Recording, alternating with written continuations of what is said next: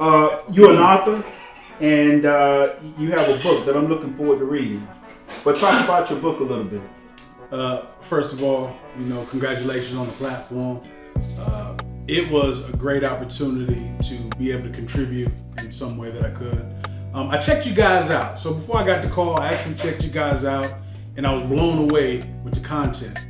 More importantly, the purpose. And so when I got the call, man, I had to come through. Okay. So about the book, there's always a backstory before before I can get into that. Like everything else, right? Like everything else. So for me, before I got into the book, I was actually going through a divorce at the time, and I felt it very necessary to ask myself some questions. Sometimes we get to a point to where it's the blame game. Mm-hmm. And so for me, I was like, first and foremost, I have to be accountable for my actions. And so in order to do that, I need to ask myself some questions.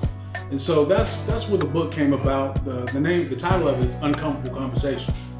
Yeah. And so the uncomfortable conversation was having to answer some questions about accountability, because I can no longer blame other people's activity because I played my own part. And so, it turned into a journal for a little while, and then I actually had some movement in social media and just asked them some questions, right? And a lot of people didn't want to ask. They didn't want to answer them.